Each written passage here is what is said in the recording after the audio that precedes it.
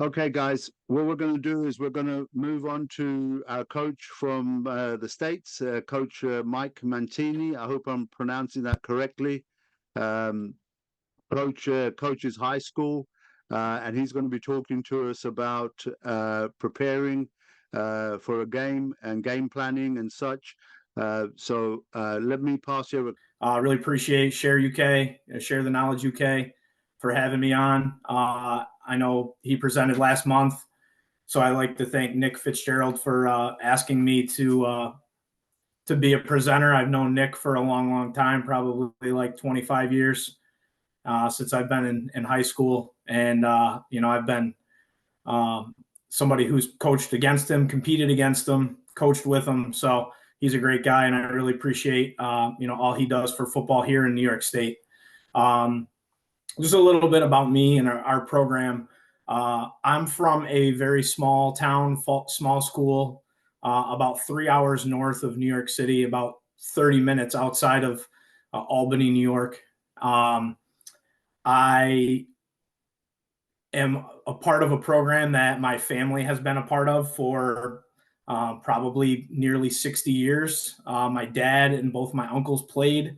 My father was the head coach at our school for 25 years.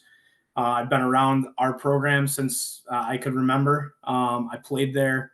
And now I teach and I coach at our high school. So it's been quite an experience of being able to do that and being a part of the program that we're a part of. We're very, very small. We graduate just under 100 students a class, to give you a little perspective on how big we are. And we've had a tremendous amount of success over the course of the last 50, 60 years. We average about winning about 75% of our games, and we've had a tremendous amount of championships. So, I've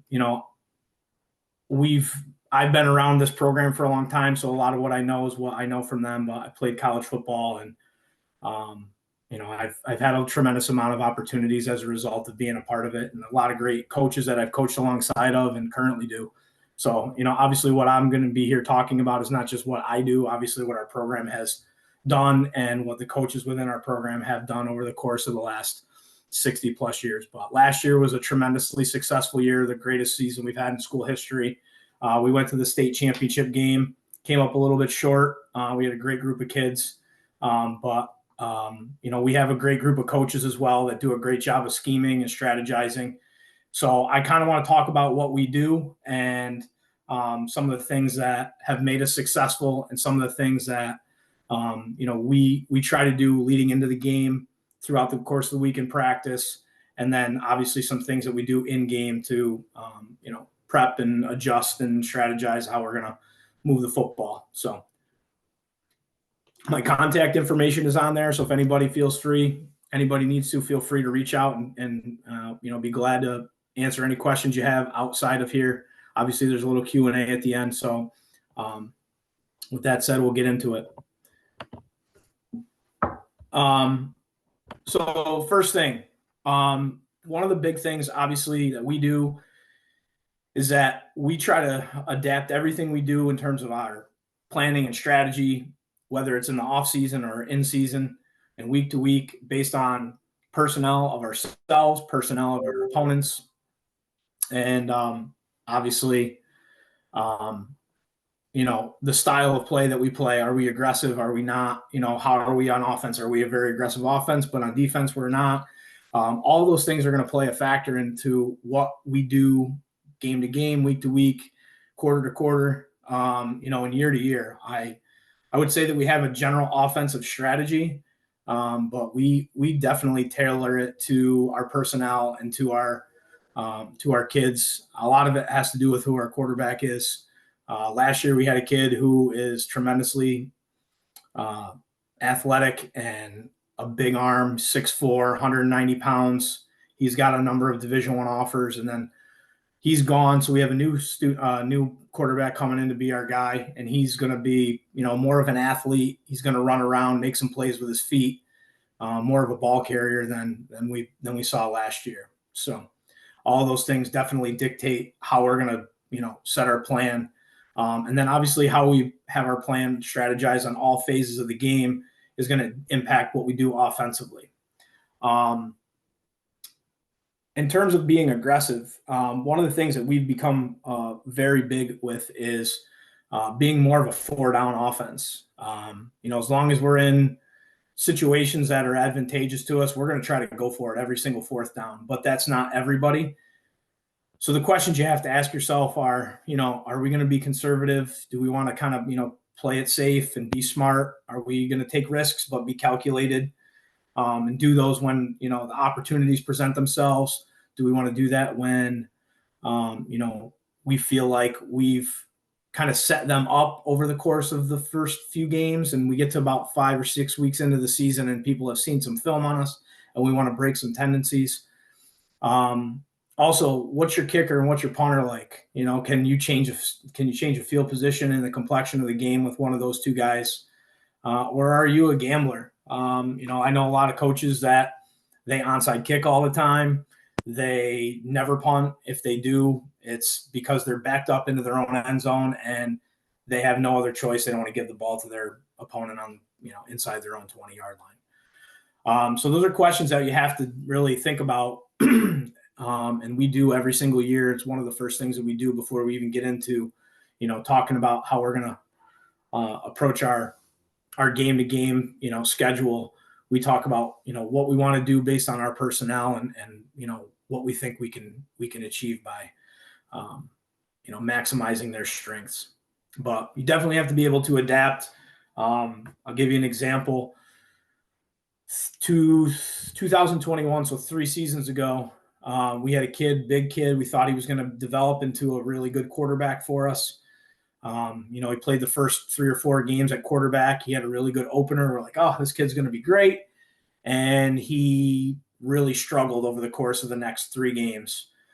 We went 2-2. We weren't really in a great spot. And we had a kid who was a really good athlete. He was just a tough kid. He was a leader. And he wasn't a very good passer. And he hadn't really worked at quarterback all year. And we said, we got to make a change. We got to do what's best for the team.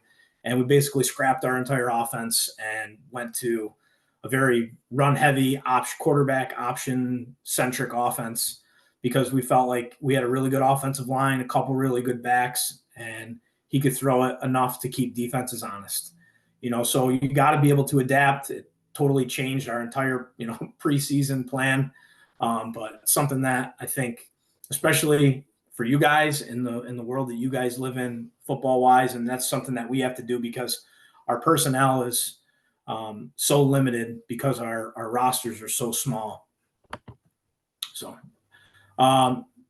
again, one of the big things that you have to take into account is your depth. We don't carry a lot of depth. We've been lucky the last probably 2 or 3 years to have a tremendous amount. It's led to a lot of our success. But this year will be a very different football team as it relates to depth. And then the other question is, are you a skill-driven team? Are you driven by your quarterbacks and receivers and running backs, or is it your linemen? Years where you're lucky enough to have both, which we had last year, you have a tremendous amount of success. And other years, you just kind of smoke and mirrors with whatever group seems to be the group that leads you, and the other group's got to kind of, do their part, but they're not great. Those are questions that you definitely have to ask yourself. And, again, we ask those throughout the course of the offseason. Your style of play offensively, we see a lot of different things. I don't know how diverse you guys, view the opponents offensively, defensively in your leagues. But we see everything. I mean, we see teams that come out in 5 wide. We see teams that come out in flex bone option. We see teams that come out in wishbone, power eye, traditional spread. But we try to be very balanced, close to 50-50. It doesn't necessarily mean that we're going to be 50-50 in a game, but we could be 50-50 from game to game. I'll give you a couple examples as we get going through there. And then defensively, are you aggressive? You're going to blitz a lot? Are you bend but don't break? The reason you need to know these things is that it's going to dictate what you're going to do offensively. If we're really aggressive offensively or defensively, then offensively, maybe we've got to pump the brakes a little bit and save our defense and not put them in bad situations and do whatever we can to help them out. So obviously, like, those questions are going to have to be answered before you get into the strategy of your offense and what works for you and how you get into your week-to-week game planning. And then special teams. I'll say that we're a very big block team. We want to go after teams. We want to do whatever we can to disrupt and create opportune situations for our offense. 2019, when we took over, myself and one of our other coaches, we said we're going to be aggressive. We're going to go after punts. I think we blocked 7 punts that year. We won 7 football games.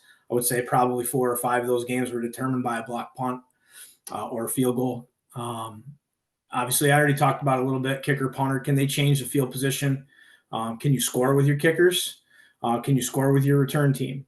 Can you change the field position? All those things are going to determine how you shape your offense and how you script what you're going to do, week to week and game to game. So talking about how we plan, I'm not going to talk a lot about down and distance. I'm going to talk more about what we do in these particular situations here. I'll start with our script. I think it's pretty common. A lot of schools do it. A lot of teams do it across the country. I know, obviously, you pay a lot of attention to the NFL, and, they have those giant call sheets. And one thing that we try to do is we try to script out our first 10 to 15 plays of the football game, given a lot of different looks. And I'll talk a little bit more about it as we go. But we want to give a lot of different looks, see how they adjust. Our script is basically anything we can run anywhere on the field. A lot of our script are going to be, okay, we like that. We're going to come back to it later on in the game. Our coming out offense, red zone offense, going in offense, we like to have about 4 of the coming out plays, 8 red zone plays that we really like that week, and then 4 plays that are going in plays for us. So coming out, anything where you're backed up inside your own 20, and then you're going in plays, probably anything that you like inside of your 10-yard line. It could vary depending on what your opponent looks like that week. Some weeks we're, a little bit stronger than a team, and we're like, hey, we want to be a little bit less aggressive. We want to get some work in. We want to really work on our offense going in. And other weeks you're saying to yourself, man, we can't really move the ball if we want to just go head to head with these guys. So we're going to have a little bit more of our red zone approach. Our red zone offense might be extended inside our 10-yard line. Shot plays that you like, that are big chunk plays. We like to have 5 or 6 per week. We'll test them out in practice a couple times, and then obviously, we'll tailor that down. And then from your 20 to your 20, we basically have our full playbook available to us. And we want to try to obviously scheme what we like, and we'll talk about how we get to that in a moment. And then, we probably want to have our 3 to 4 best runs and passes that we like in a variety of different formations. Something that we heard a long time ago when we were getting into our zone read stuff that we typically do. That's kind of like our bread and butter. I'll show you some film in a little bit. But they said 4 yards is a win.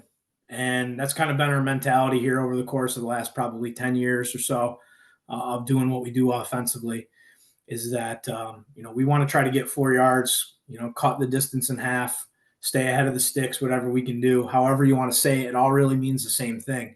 But for us, 4 yards is a victory, and we want to try to do that. Obviously, we're going to take some shots. We have playmakers, and we want to try to get them the ball in space. So we'll do that as well, but we're going to make sure that we're, doing what we can to put ourselves in a situation to be aggressive, but at the same time, as advantageous to our success as possible. So in terms of scouting our opponent, I think this is probably stuff that you guys know. If not, hopefully, this helps you out a little bit. But what we do is obviously we want to know what their fronts are, what are their blitzes, what are their coverages, who's their best players at every level, who's their best defensive lineman, who's their best linebacker, who's their best defensive back, and who's their weakest. Is there, something that they do we feel we can take advantage of? I'll give you an example. We're playing in our district championship game in November, and one of their best players is a defensive lineman. And rather than try to, double team him and have him create havoc, we said, let's not even worry about him. Let's not even block him. Let's read him. So that really went into our game plan a lot in that particular against that particular opponent. And then obviously in game depends, and this is something that really depends. For us, we're really lucky. For a small school, we have probably about 9 or 10 in-game coaches, and we probably have about 4 on the offensive side of the ball and 4 on the defensive side of the ball. So everybody's talking to everybody throughout the course of the game and really working together. We have a really good situation as it relates to that.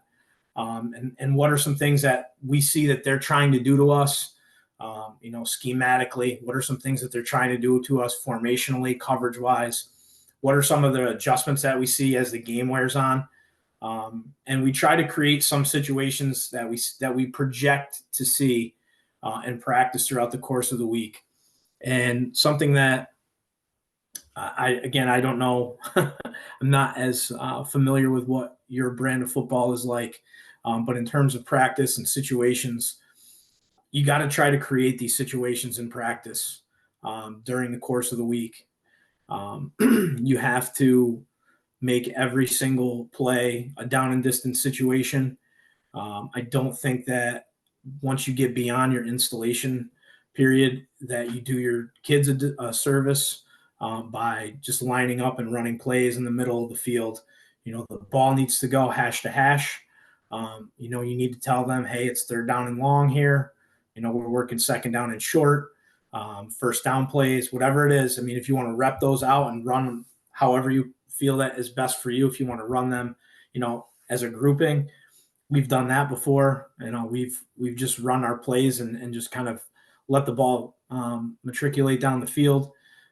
So whatever works for you guys, I think that's tremendously important, especially for your kids. And we have a lot of young kids that play, kids that are 14, 15 years old are playing football for us in really important roles. So we find it really important that they get comfortable with situational football because every play in football is situational. And I don't think that a lot of teams at lower levels or teams that don't really have, all of the luxuries of having great amounts of depth and personnel really always understand that. They're more so running our stuff so that we're comfortable with it rather than running stuff that puts you in a situation that you have to get comfortable with. So our opening script will define games on Friday nights. Over the course of the weekend, myself and a number of our offensive coaches will devise our script, again, somewhere between 10 and 15 plays, depending on who we're playing that week and what we're trying to accomplish. We're going to use a number of different formations. We'll throw a number of motions at them. We want to see how they adjust. We want to see what they do against our favorite run concepts and what our favorite pass concepts are. We want to try to get our best players touches. I can't remember who I heard it from, but they called it touches for studs. That's what we want to do. We want to get our studs touches. We probably have 3 guys this year that have to touch the ball at least 3 or 4 times in our script just to, number one, get them in a groove, get them in a sense of we're in the game now, let them get hit, and also, see what type of things we're getting from the defense and seeing kind of what the day holds for us. But those individuals have to touch the ball, and it could be one person and it could be 4 or 5 people, depending on who your roster looks like or what your roster looks like. But definitely need to, work through that a number of times throughout the course of the week. We will start practice with that after we go through our scouting report with our guys on Monday. We will run our script. We'll just walk through it on air, or we'll go through it probably half speed just to get comfortable with what we're going to see in front of us, talk about a couple different scenarios that we might see. Tuesday, we'll ramp up the speed and the intensity of that. Wednesday is a situational day for us in practice where we'll create a number of situations, opening script being one of them, and we'll run it. We'll probably run the opening script a couple plays. We'll run them 2 or 3 times a piece, but we'll try to run it through as, game-like as we possibly can. If we don't like something or we feel like we want to see something against a different look, we'll throw a different look at our guys after we've run it once. But we'll run that, and then we'll run it again on Thursday in our pregame walkthrough. So we're getting 3 or 4 quality looks of our script and seeing how we look with it, and we're seeing obviously what we like in it and what we don't like. We could trim it. We've trimmed it as late as Thursday before, where we said, hey, we don't really like that. Let's just cut that right out. And sometimes you start with 15 in your script, and by the time you get to game time, you're running 11 or 12 different plays in your opening script. So just to kind of give you an idea of what some of our call sheets look like. This is one from, I think this is from our state championship game this past year. We obviously had a pretty extensive script because we knew what we wanted to do. And obviously you can kind of see how it is set up on here. We have our right hash versus left hash plays. Same thing over here in our red zone. We've got it broken down: red zone runs, red zone passes, coming out plays. We have our shot plays. We'll talk about those a little bit. All their screens that we like. Do we get to all of these? No. We tend to find probably 3 or 4 that we really like, and we'll just keep feeding you different formations and trying to create advantages along the way. But that's one we've had. This is something that we used. This is from a couple years ago, where we had it broken down formationally and all the plays that we like. Okay. I don't really love this. I know some people were inquiring about looking at some different things, but these are all the different formations we went into the game with. Really only 1, 2, 3, 4, 5, 6, 7, 8, 9, 10 formations, really. Obviously a lot of different motions and tags that are incorporated in there as well. And then this is something that we incorporated a little bit too. So just some different varieties of looks within our formation, or within our scripts and our play sheets. So you can kind of get an idea of that, and I can share this with you if you guys are interested in it as we progress through. So I'm going to show you a couple. I'm going to show you guys a couple situational clips here as we progress through. So I'm going to show you, this is our first playoff game this past year in the state tournament. And just to give you a little background on our mindset going into this game, was number one, we played a game the week before, and it was a huge rivalry game. It was our district championship game. It was a team that we had been really close competing with over the course of the last 3 seasons, and we just hadn't been able to beat them. We beat them. It was an emotional game. I was very worried playing this game because it was about a 4.5-hour trip away. It was up near the Canadian border. It was cold. It was rainy. We had never been in this position before. A lot of new circumstances, but we knew that we were better up front. We knew that looking at their defense, and if you're looking at at their frontage right now, we knew that we love playing against teams that have a lot of guys on 2 legs. And we knew that we had a good group of guys up front that could move bodies. And the week before, against our rivals in the district championship game, we threw the ball 45 times. So our mindset was, okay, these guys have 2 films on us. And in a lot of those games, we threw the ball over 20 times. So they think that we're going to throw the ball all over the place. We felt like, again, we were better up front.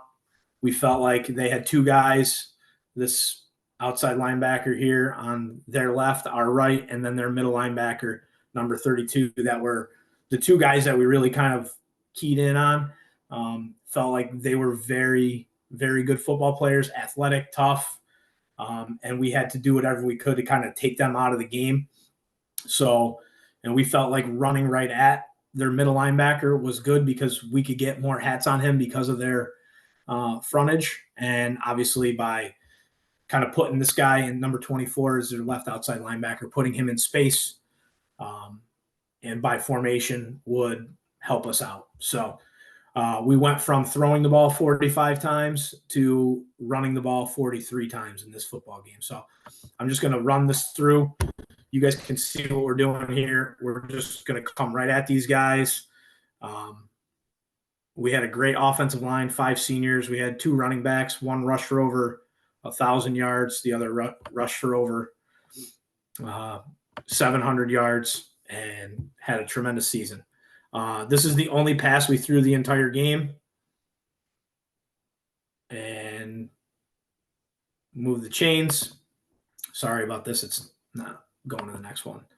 Again, so we're giving them different looks, right? So if you go back and you look at the first one, right, we got 2 receivers here with a tight end attached. We got 2 by 2 detached to their right, our left. This formation here, I know it's hard because it gets cut off. It's the same formation, but we've been very run heavy out of that, so we threw out of that. That was our kind of our mindset. Then we're coming out in our tight bunch formation.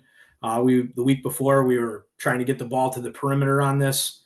So we get this, and we're going to go right straight ahead at these guys.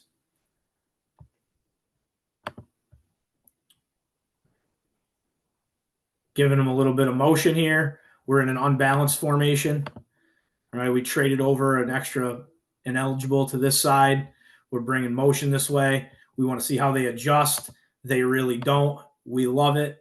We ran this a bunch later in the game. This was something that we were hearing from up top. Hey, we like this. We got 6 on 5 here. We're reading this defender here. We got our best athlete coming in motion behind who they saw the week before, and they're very worried about him. They don't really adjust well. You could see 24, who's one of the guys we're worried about. He's already sliding out to him. So we really like that. Quarterback should have gave it, in my opinion. But we really like that. So let's see what we got here. Okay. Sorry, this film isn't the best because some of it gets cut off. So now we're in a little bit more of a tighter formation. We're giving some flat motion where we've run some jet in the past. So again, what are they going to do? Are they going to adjust? We like pulling back to our right because we have 2 really good linemen on the right that can wall for us.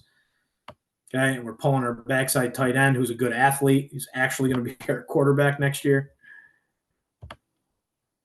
All right, and we got a really good wall set. We get a good kick out, decent lead.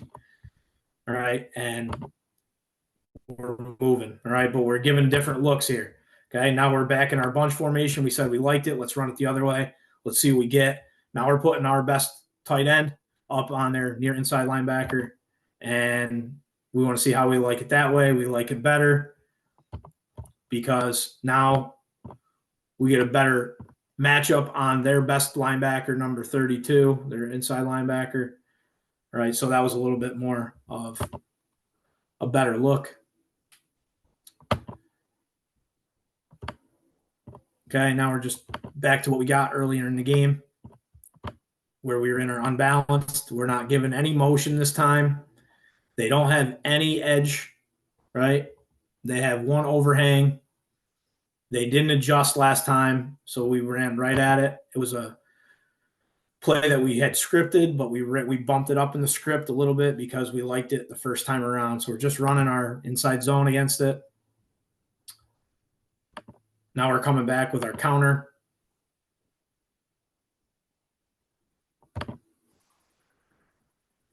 We're back in our bunch.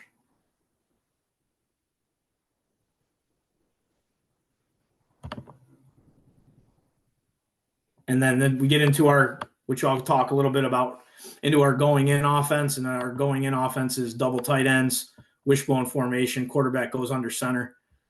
All right. And we're just running our power play to the right. We get pretty good push. We miss a couple. And then on second down, we're just running a fullback dive. We're into the end zone. That's our opening script. We threw the ball once, going from that to after spending 45 plays of the week before throwing the ball. So again, you got to be able to adjust. It's kind of what I mentioned earlier on in the presentation here. Red zone. So red zone is something that we'll probably get into when we get into like our situational stuff on Wednesday. So we'll run through some stuff Wednesday, and then we'll do it again on Thursday. We really spend a great deal of time doing this on Wednesday. I probably would say that this year our focus is going to be even more on red zone than it was last year. I would like to do it 3 days a week, make it even more competitive than we do.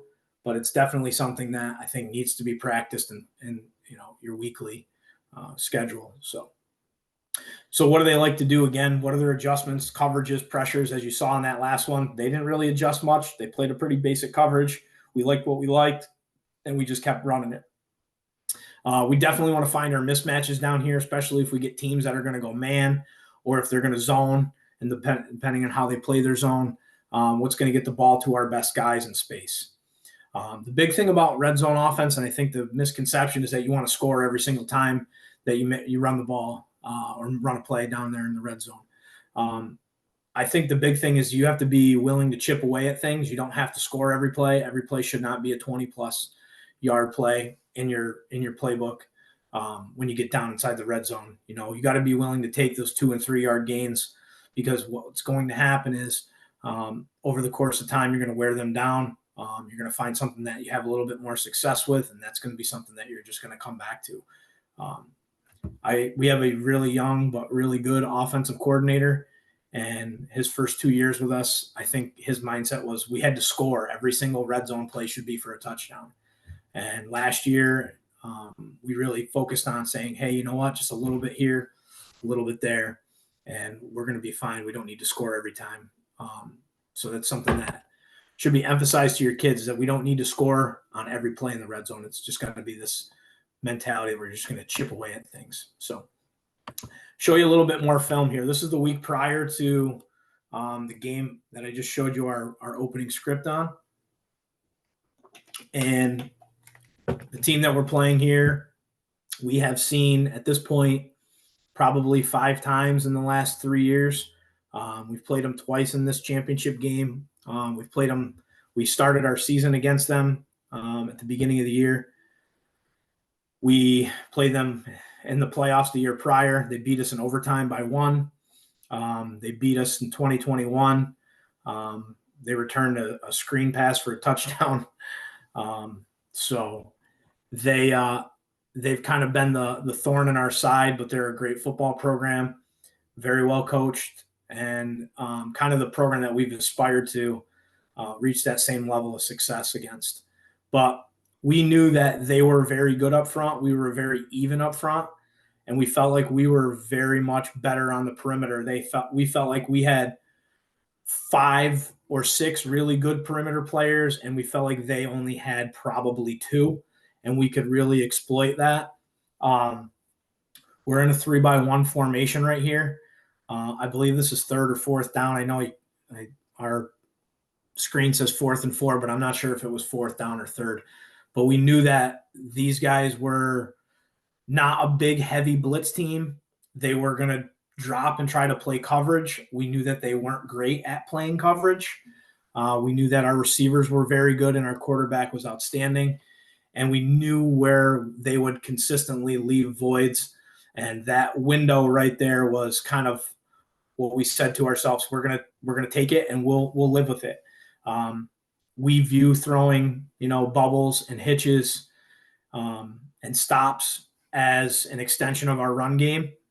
So, as much as we threw the ball 45 times in this game, we threw probably 10 or 12 times where we just turned around, quarterback caught the ball and got rid of the ball immediately and turned it into a 5 to 10 yard gain. But we lined up in this, and it wasn't a red zone call. It was just, hey, we felt like this was a really good look for us. They weren't bringing us pressure. We gave help to our best, one of our better linemen against their best pass rusher, their best defensive lineman in this situation here, to give our quarterback just a little bit more time. But we just boom, turn, find the window, sit down in it, and now we got 1st down and goal. We ended the quarter on that play. It was the end of the 1st quarter. We came out. This is the 1st play or 2nd play of the 2nd quarter, and I told our offensive coordinator, I said, line up and empty. They don't match up with us, and run what we just ran. Drive them off, run a hitch. We felt like both of these defenders on this side, not the one over our number 3 receiver, but the safety in the corner to our strength. We're their least aggressive and least athletic defensive back, so we wanted to take advantage of that. So 2nd down and 5 on our 5-yard line. We catch the ball, catch it, throw it. It's not a great defensive back. We knew that coming in. That was our scouting report. We took advantage of it. Okay, a couple more red zone plays. Again, we're going to stay spread down in the red zone. We liked running the ball here in the red zone because of the fact that when we did run the ball, our quarterback was not a run threat really at all for us throughout the course of the year. And we told him, you're going to have to carry the ball 3 or 4 times in this football game. So we called this play and we said, hey, just read it. If it looks like it's something that's clean and you want to pull it and keep it, then do it. And he did, right? He got a good look. Boom. He's a good athlete. Made a guy miss. Got us a 1st down.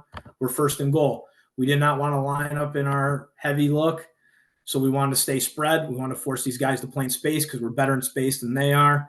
Again, we're going to run another inside zone with a read. We're basically telling them it's either give it or keep it. Don't throw it. He reads the edge. Everything crashes. As you notice, this kid's really well coached. That's playing over our number 3 receiver. So he doesn't run out with our bubble. He sits. His eyes are on the quarterback. Our quarterback doesn't see that, but he sees green. He's going to take it. He gets in. They call it a fumble. We recovered it anyway. So, again, empty was not something that we practiced that week more than probably like 3 or 4 times. But as the game wore on, we said, let's just stay in it. We lined up an empty probably 15 times from the 2nd quarter onward and had a tremendous amount of success. And we're not doing anything crazy. We're just finding those bubbles and we're sitting guys down in them. And we're just throwing in those open windows. Okay, same thing here. We're getting to the same spots, just with a different route combination. But again, we didn't really line up in a lot of empty looks during the course of the week leading up to that game. That's something that you have to be able to adjust. You have to be able to adapt. We felt like we could line up with, our tight end, 1 back look with 3 receivers. And we said, you know what, let's not even waste our time. Let's just make these guys play in space. And they struggled greatly. We were able to get the win. It was a great night for us. So, some situational stuff. So going out, coming in stuff. Coming out, we definitely want to make sure we get a 1st down. That's our first thing. We're going to give some breathing room to our punt team. If we have to punt the ball, we still want to be aggressive down there. We want to win 1st down.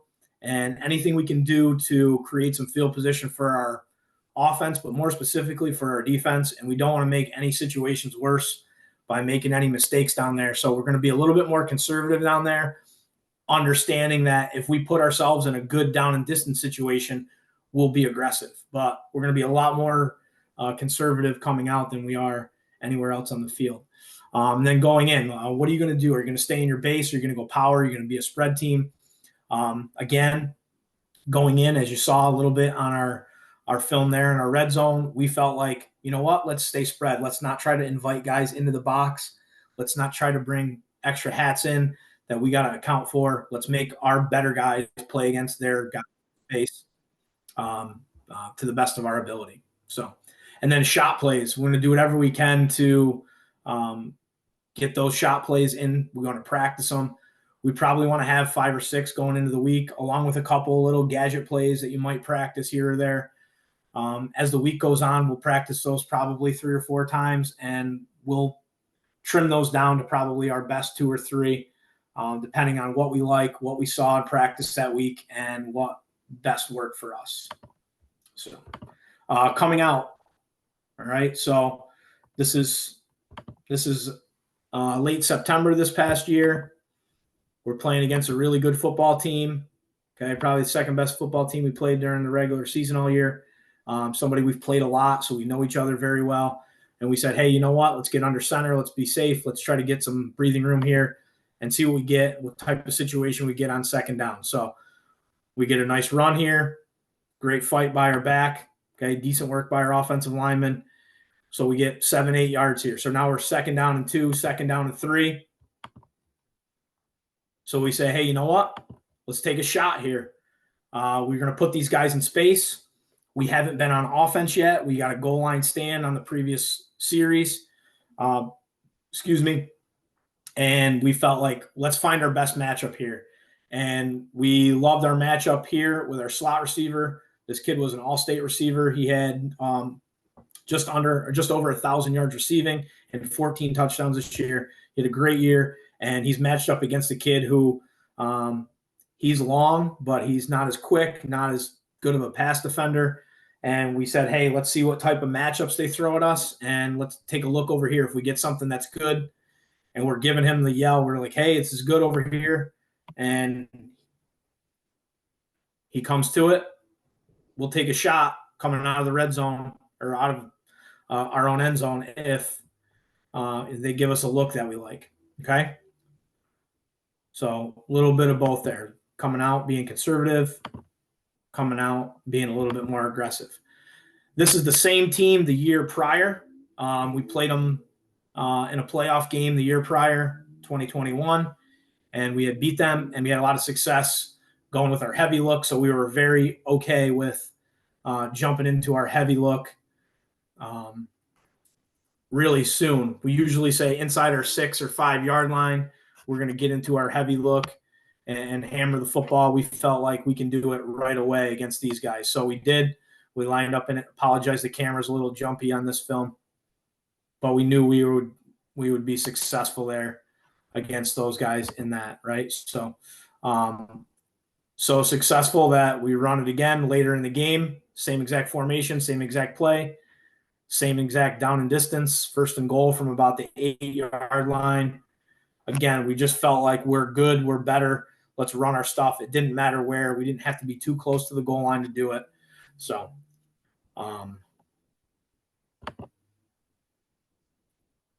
and then this is our championship game. This is the last drive. We're ahead by about 5 points at this point. Situation is important to know. There's probably 2.5, 3 minutes left. We had just ball controlled them for the last 3 or 4 minutes going down the field, throwing the ball. We threw the ball all the way down the field. I think we ran the ball one time. And then we came out on our heavy look. But what we did was, and we hadn't shown this all year, we took our 2 best linemen and we kicked them over to the left side because they had been jumping their best linemen to our right. So we said, okay, let's line up. We called the timeout. We brought them over to the sideline. We huddled them up. We waited for them to come out and line up and get set. And we tried to run up to the line of scrimmage as quickly as we possibly could, get set, and snap the football before they could adjust. And we scored the game-winning touchdown. So,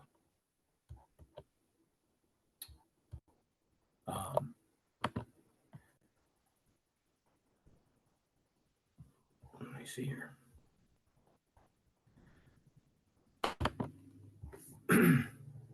I'll put this back up here for you just for a moment.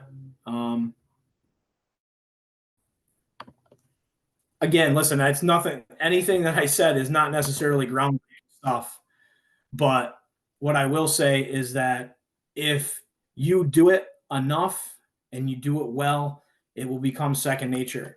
Something that I learned a long time ago was that you don't need to run a lot of stuff. You don't need to have a million different formations. You need to have those 3 or 4 cornerstone run plays and probably 2 or 3 pass plays that you feel really confident in, and find different ways to accomplish running those plays. Definitely something that you need to also understand is that, don't be so focused on being at mid-season form the first week of the year. The team that we beat in our championship game, we played them in the opener, and we were a very, very different football team by the end of the year. And a lot of it had to do with the fact that the matter that we just kind of took our time trying to figure out what worked for us. Who really were we? We didn't know. You shouldn't know who you are in weeks 1 and 2. But by the time you get into weeks 5 and 6, you should start to have a little bit more of a understanding of your team's identity and what you're going to do in all facets of the game, especially on the offensive side of the ball. So I hope you guys are able to see all that contact info there. If you want to get a hold of me, outside of here, I'd be glad to talk to you, answer any questions that you have. And I know that Rick's going to turn it over to some Q&A right now. So I hope that was helpful to you guys, and hopefully it was something that you guys can use moving forward. So in the meantime here, I'll turn it over to you guys, and you guys can ask any questions if you have any. Hey, Coach, thank you for that. Guys, anybody wants to raise their hand or unmute and ask a question, please fire away. Great opportunity to do some learning here. Is that Simon? Yeah. Hey, Coach, listening to you earlier when you said you, with the new QB you had, and you said he struggled, so you kind of changed a lot of the offense. How did the players take to that? How did they react, and did they pick that up quite quickly? I mean, it wasn't that we were adding an entirely new offense. We were running our plays just formationally with our motions and with some of our alignments and tags. It changed a little bit of how we did it. Our kids actually pushed for the change. They and I would say that we're very open with our guys. The door's always open for them to come in and give us suggestions and lend their opinions. Obviously, unless we're not looking for criticism, we're looking for opinions and suggestions of not of coaches and not of players, but of what we're trying to do and what's going to make us successful. But the kid who was our quarterback was a great kid, and he did a lot of things for us. But I think we were giving the kid an opportunity to be the quarterback, and they knew that the other kid was the leader. He was the guy. He had the it factor for us. And the kids were the ones that kind of pushed it. And when we talked to our captains, we said, hey, this is what we're thinking. What are your thoughts on how that's going to go over? And the kids were very much bought into that, and they let it go. It was not an easy conversation with the other player, but it was what was best for the team. Yeah. Okay, great. Thank you.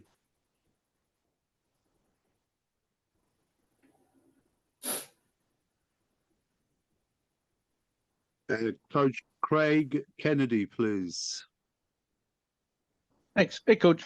Thanks very much for the presentation. I wanted to get your philosophy on film study. So you direct film study, but then at some point during the year, your senior players and your player leadership, the peer group, do they take over part of the running on that? And how much film study would you be doing per week? Do you escalate that or reduce it as the season goes on? Where's your balance? I mean, all our kids have access to it. I'm not sure where you're from, Coach. Where are you from? I'm in the UK now, but I'm Canadian. Okay. We do all our film study through Huddle. So all our kids have their own account. Obviously, they can access it.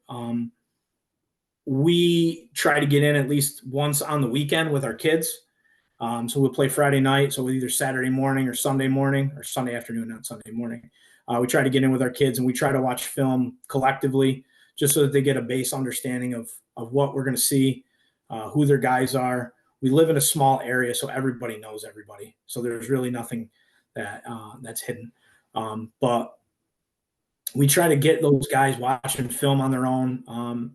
We try to reward them because I can monitor their minutes. Yeah. So we try to give them some type of incentive, obviously on top of what they're doing to get on there and watch film themselves. But the incentive for us is to win football games. But yeah, listen, it's got to be senior driven. It's got to be your leaders that are pushing that. And that varies year to year. The last couple of years, we've been really lucky. We've had great leaders and that have wanted to win. We had a lot of new guys. We got a lot of new faces next year. I don't know what it holds for us.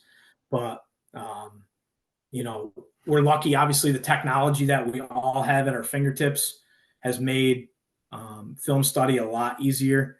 I will definitely, with our offensive coordinator, I will watch film probably 3 times a week with our quarterback whenever we have free moments during the school day, because myself and our offensive coordinator are the only 2 coaches in our school building that have access to them.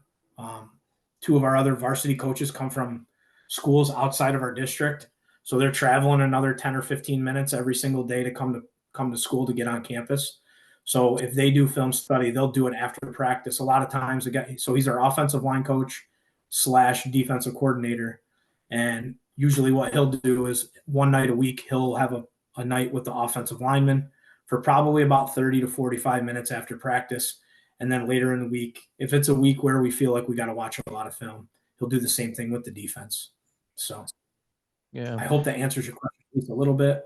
Yep. No, it does, Coach. Thanks. And I just wondered about your split between the self-study and the opponent study. Do you change that during the season as you progress to more opponent study as opposed to self, or do you always keep kind of a similar balance in your expectations? And especially for your coaching staff too. Yeah, I mean, honestly, I think I do more of like the self-study than our coaches do. I'm lucky. I have a lot of great coaches, and our offensive coordinator and defensive coordinator, I trust them fully, and I let them develop the game plan. And I definitely get involved in certain aspects of it. But I will come to them and I'll be like, hey, we got to break some tendencies this week. We're just doing this. This is our only adjustment defensively. Offensively, you know, we line up in this formation and this is what we come at them with. We got to break it. So I try to do that to the best of my ability. It's hard. I'm a classroom teacher as well, so I only have limited time. And on top of that, I don't want my wife to kill me from spending my entire time Standing in front of huddle all night. Computer and get home. But I try my best. It's hard. You know, coaching football is a full-time job on top of having a full-time job. Yep. Cheers. Thanks, Coach. Yeah, no problem. Hey, Coach, taking what you just said one step further, just to share with the coaches, when you say you look for tendencies, how do you physically chart that up? Where do you start from? How do you develop that? Our defensive coordinator will break down, or both of our coordinators will break down, obviously, what teams do on both sides of the ball, formationally, down and distance-wise, and obviously we'll notice some blitz patterns that they have, you know, based on down and distance, based on, you know, situations, and guys that they feel like they have to, like, okay, this guy, their middle linebacker's coming a lot. That tells me that he's not great at reading things. So maybe making him play in space a little bit more and being less of a downhill guy is something that we like to do. You know, outside linebacker, he likes to play in space. So whatever we can do to condense formations and bring him into the mix a little bit more, things like that are definitely something that we look for, but it's charted throughout the week. You know, it's, again, the technology that we have is outstanding. We can mark all of that. We can chart all of that. You know, our offensive coordinator will spend all day Saturday and all day Sunday probably breaking down 3 or 4 games. But, and this is not to sound negative towards our opponents, we have some opponents that are not great. So we have those weeks where, okay, we can be very basic with what we're doing offensively or defensively. It also gives us a little bit more time for film study of upcoming opponents that might be a little bit more competitive to us. Coach, thank you. Coach Alan Smith, go ahead. Thanks, Coach. Thanks for the input. Just wondering, how would you go about scripting defense? I mean, you talk a lot about scripting the offense. How much do you script defense? In terms of practice? In practice and in a game. Well, practice-wise, what we try to do is put our defense in situational opportunities. You know, we'll give them 5 first down plays. We'll give them probably 5 or 6 second down plays and probably 5 or 6 third down plays a day so that they get comfortable in those situations. In terms of scripting, it's situational defensively, obviously. Like, it's hard to script the defensive side of the ball. But throughout the course of the week, we know what they like to do. Excuse me. We know what they like to do. And then obviously we know what they like to, what their bread and butter is, what they like to do situationally, short yardage. Are they going to take a shot or are they going to run the ball? So we'll have different packages prepared for that as well. So, but defensive situational stuff is at the high school level is very hard because you got guys playing both ways. I mean, I think we had 7 guys that started on offense and on defense last year. So it becomes difficult. We have that at the university level over here. Yeah. It's funny. I have a kid, so I've worked out with quarterbacks for the last 20 years, myself and my father. And there's a local kid who played college football in our area who is headed to the UK to play. He's got a senior year, a master's year. I don't know how you guys classify it to play. He's going to play in the university system this year for the Durham team. Durham University. So kind of interesting. Thanks. Coach, is any more questions before I let Coach go?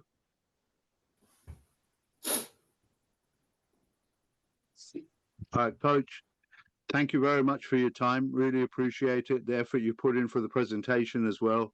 We're going to do something again in the future, I'm sure. So thank you very much. Yeah, hey, it was a pleasure being on. I really appreciate it.